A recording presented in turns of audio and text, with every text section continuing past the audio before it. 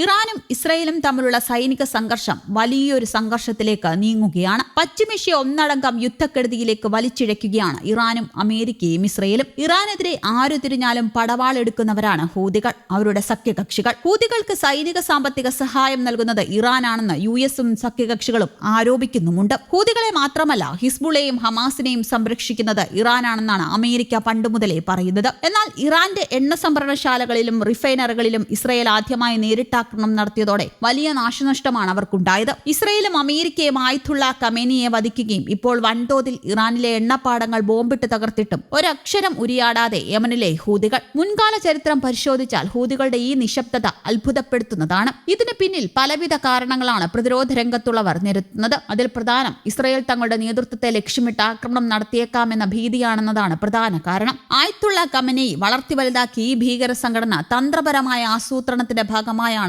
നിശബ്ദത പാലിക്കുന്നത് എന്നും കരുതപ്പെടുന്നുണ്ട്. ഹൂതികളുടെ നേതാവായ അബ്ദുൾ മാലിക് അൽ ഹൂതി ഇതിന്റെ സൂചന നൽകി കഴിഞ്ഞു. ഉചിതമായ സമയത്ത് യുഎസിനും ഇസ്രയേലിനുമെതിരെ രംഗത്തിറങ്ങുമെന്നാണ് അബ്ദുൾ മാലിക് അൽ ഹൂതി വ്യക്തമാക്കിയിരിക്കുന്നത്. ലെബനനിലെ ഹിസ്ബുള്ള എന്ന മറ്റൊരു ഭീകര സംഘടന ഇസ്രയേലിനെതിരെ ആക്രമണം അഴിച്ചുവിട്ടിരുന്നു. എന്നാൽ ഇവർക്കെതിരെ ഇസ്രയേൽ ശക്തമായി തിരിച്ചടിച്ചതോടെ തൽക്കാലത്തേക്ക് ഹിസ്ബുള്ള പിൻവാങ്ങിയിരിക്കുകയാണ്. അമേരിക്കയ്ക്കും ഇസ്രയേലിനുമെതിരായി ചരക്ക് കപ്പലുകൾ കാര്യമായി പോകുന്ന ഹോർമുസ് കടലിടുക്ക് ഇറാൻ അടച്ചിരിക്കുകയാണ്. ഇത് വലിയ എണ്ണ പ്രതിസന്ധിയിലേക്ക് ലോകത്തെ കൊണ്ട് ചെന്നെത്തിച്ചിരിക്കുകയാണ്. എണ്ണവില ബാരലിന് $100 കുതിക്കുകയാണ്. എന്നിട്ടും ഹൂതികൾ മൗനം പാലിക്കുന്നത് വലിയൊരു ഗൂഢാലോചനയുടെ ഭാഗമായിട്ടാണെന്ന് വിദഗ്ധർ വിലയിരുത്തുന്നു. അല്പദിവസം കഴിഞ്ഞായിരിക്കും ഹൂതികൾ രംഗപ്രവേശം ചെയ്യുകയെന്നാണ് കരുതുന്നത്. ചെങ്കടലിന്റെ തെക്കേ ഭാഗവും ചെങ്കടലിനും ഏദൻ കടലിടുക്കിനും ഇടയിലുള്ള വൻതോതിൽ ചരക്ക് കപ്പലുകൾ പോക്കുവരവ് നടത്തുന്ന ബാബൽ മന്ദേബ് കടലിടുക്കിലും വൻ സ്വാധീനമാണ് ഹൂതികൾക്കുള്ളത്. ഇവർ അധികവും ചരക്ക് കപ്പലുകൾക്ക് നേരെയാണ് ആക്രമണം നടത്തുക പതിവ്. ഇറാന് വേണ്ടി ഉചിതമായ സമയത്ത് ഹൂതികൾ രംഗപ്രവേശം ചെയ്യുമെന്നാണ് അറിയുന്നത്. നിലവിലെ യുദ്ധത്തിൽ ഇറാൻ ദുർബലപ്പെട്ടാൽ അത് ഹൂതികളുടെ നിലനിൽപ്പിനെ തന്നെ ബാധിച്ചേക്കാം. ഇറാന്റെ സൈനിക കരുത്ത് കുറയുന്നത് ഹൂതികളിലേക്കുള്ള നിയമവിരുദ്ധമായ ആയുധക്കടത്ത് തടസ്സപ്പെടാൻ കാരണമായേക്കും. റഷ്യ,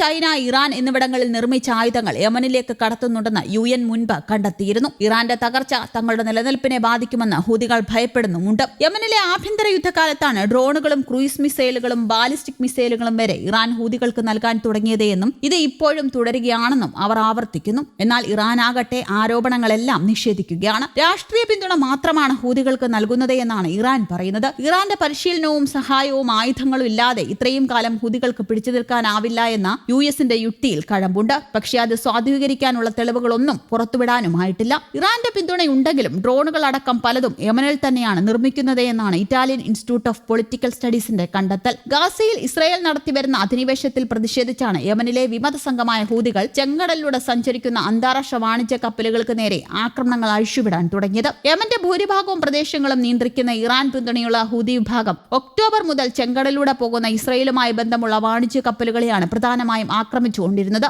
നവംബർ 19 മുതൽ ആരംഭിച്ച ആക്രമണത്തിൽ 20-ലധികം തവണ ഏകദേശം 12 കപ്പലുകളോളം ആക്രമിക്കപ്പെട്ടിട്ടുണ്ട്. ഇതോടെ ആഗോള എണ്ണയുടെ വില വർദ്ധിക്കാൻ കാരണമായേക്കുമെന്ന ആശങ്കയിലും ലോകം പോയിരുന്നു. എന്നാൽ ഇത്രയൊക്കെ പ്രശ്നങ്ങൾ ഉണ്ടായിട്ടും എന്തുകൊണ്ട് ഇറാനെ ഹൂതികൾ സഹായിക്കുന്നില്ല എന്ന ചോദ്യമാണ് ഇപ്പോൾ ലോകരാജ്യങ്ങൾ ചോദിക്കുന്നത്. അത് ഹൂതികളുടെ തന്ത്രപരമായ നീക്കമാണെന്നാണ് വിദഗ്ധർ കരുതുന്നത്. News desk, Kerala Kaumudi.